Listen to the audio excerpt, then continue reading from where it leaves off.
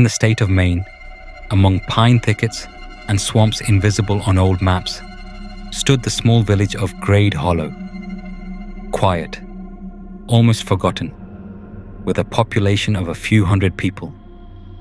It existed for more than 200 years and had its own dark legend about the witch Maribel Grace Fenwick, who was executed right here. And although a century has passed, the old residents have always said that this land remembers every wrong done to it. As November drew to a close and the last maple leaf touched the ground, it began to rain in Grade Hollow rain that did not stop for 7 days. The rain that brought with it the darkness that eventually engulfed everyone. The rain began in the morning, even, thick, cold. The sky was low, so low it seemed to touch the treetops. It was said in the village that November showers were a common occurrence, and no one cared. Children played in puddles, old people stood under canopies and discussed the weather. Truck drivers cursed the slippery roads. Everything as usual. Still, something felt different about this rain. The dogs, which usually barked at passers-by, lay silent today, not even raising their heads. The birds that nested in the trees near the pub had completely disappeared. No rustle of wings, no screeching. Only the monotonous patter of drops on roofs and asphalt. Sheriff John Mellor, a man in his 50s, first noticed the oddity as he drove past the old cemetery.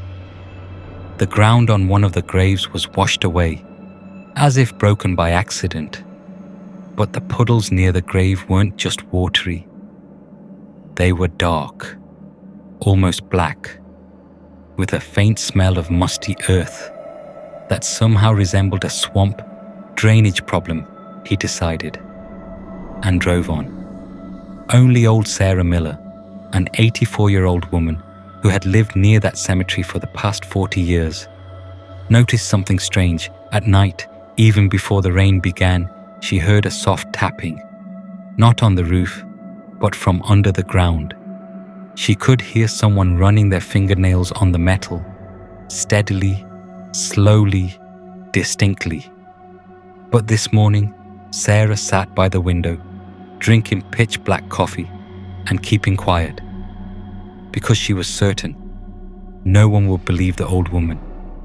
On the second day, residents started talking about how the rain was strange, as if it falls not from above, but from all sides at the same time, as if it is not water, but something thicker, heavier, colder. Farmer Zach Harris complained that his cattle had become restless. The cow bellowed all night. The horses beat the walls of the stable with their hooves. The goats kicked the door. And most importantly, not a single animal wanted to go outside. They were all trembling, staring at the door with black eyes, and as if they heard something that humans could not hear. At a local school, the lights went out 3 times a day, although the electricians assured that there was no problem with the line. The children said that in the corridors there was a smell of wet earth, and in the toilet, someone saw bare feet standing in a puddle behind the cubicle door. But no one screamed or panicked. Everyone chalked it up to darkness, fatigue, and gloomy weather. Only the children were afraid of the rain. They said that if you look at it for a long time, you can see a face in the puddles. And although the adults laughed, no one dared to look closely. On the third day, people were already alert. The rain intensified so much that the water gushed down a solid wall. The sky turned into a black abyss, and the village sank into raw darkness. In the evening, several residents reported to the sheriff that they had seen the figure of a woman on the outskirts. She was standing on the old road, wet, with long dark hair sticking to her face. Her dress was black and puffed out, as if the wet fabric was only clinging to her bones. No one dared to come closer. She disappeared every time the headlights of cars approached her. Something strange started at home too. People complained about whispers in the walls. The fact that at night the doors in the houses opened by themselves and the rain beat directly into the corridors. The fact that the mirrors in the bathrooms fogged up from the inside. Pastor Grayson Rill wrote in his notes, "Tonight I heard someone walking around the temple. These were not rats. It was the steps of bare feet, and they were wet." And in the house of old Sarah Miller, torn pages from an old Bible were found in a desk drawer torn, as if claws had torn them out. On the fourth day, the rain did not stop for a second. Water flowed along the streets in small rivers, washed away the roads, washed away the soil. Trees broke from the weight of wet branches. Power lines sparked and fell. The village seemed cut off from the world. People tried to stay indoors, but the night brought something worse than rain. The Kramer family reported that hands began knocking on the windows during the evening, hands that were too thin, with long fingers that scratched the glass, leaving dark lines. When the father looked out into the yard with the gun, there was no one there. At the same time, old Gerald Smith swore he saw his dead wife. She stood by the gate and spoke quietly. "Gerald, open it. It's so cold here." When he approached, her face was washed out with water like wet paint, and she disappeared.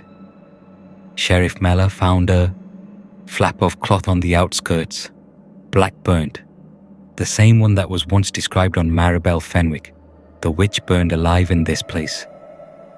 At night, Sarah Miller finally said, "She came back." Maribel. When she was dying, she cursed us. She said that when the last leaf falls, she will take everyone, and every drop of rain is a step of her return. The fifth day became a turning point. People started disappearing in the houses. No noise, no struggle, no traces of penetration.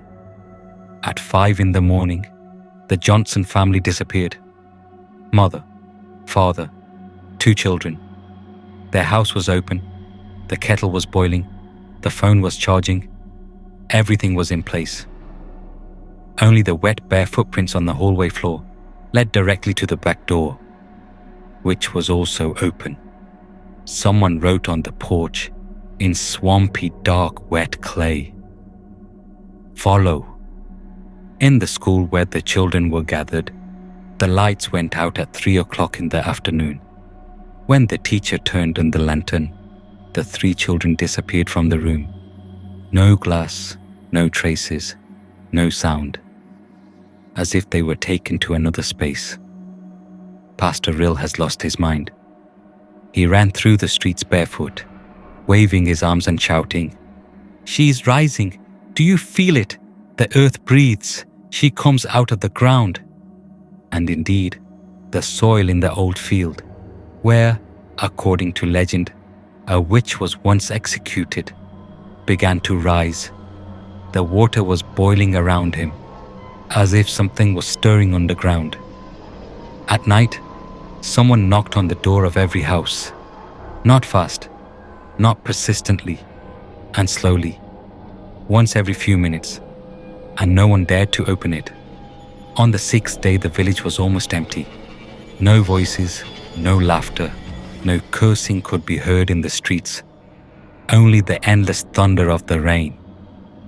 Sarah Miller, Sheriff Mellor, Farmer Zack, and 4 other people survived. But they saw that nothing could be saved. The village was engulfed by something dark, old, wet. The sheriff wrote in his notebook, "When I was walking down the main street, I saw someone standing in the rain. I thought it was a person, but she was too tall, too thin. And when lightning flashed, I saw that its shadow fell in a different direction than everything around. She was looking straight at me. The last 7 residents decided to gather in the old clubhouse, but by night, there were only 3 left. Others either went outside after hearing the voices or disappeared literally before their eyes. And Sarah Miller whispered before her death, "Rain is not water. It is she who breathes through the sky." Her body was gone in a minute. Only a wet, dark spot remained. The 7th day was quiet. Too quiet.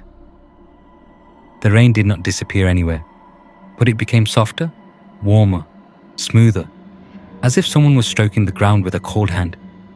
The sheriff, the last survivor, was walking down the main street when he saw her, a woman Maribel. She stood at the crossroads, wet, long, black as night. Her eyes were empty and her mouth was torn in a smile. She reached out and pointed to the ground at her feet. Beneath her lay a huge crack in the ground from which steam rose. Steam with the smell of rotten flowers and raw graves. Hands slowly rose from the crack. Dozens of hands. Hundreds. They were all reaching up. Maribel whispered softly, "I said, when the last leaf falls, I will come back for all of you," and the earth opened. 3 days later, rescuers arrived at Grade Hollow after the rain suddenly stopped. The sun rose over the village for the first time in a week. They found only one person alive, old grandfather Henry Cooper, who had been blind for 20 years. He was lying in bed, all wet, although there was no water above him. And he cried. I cried, in the rain. Drops fell from his eyes, as if he had become part of the sky that flooded the world for a week. And he said, "She took everyone, I saw it. I saw her." The rain opened my eyes to see her reclaiming what was rightfully hers. After these words, he went blind again, and the village was never settled again. When it rains for a week in Maine in November, the old men say, "Don't look into the puddle, because she can watch there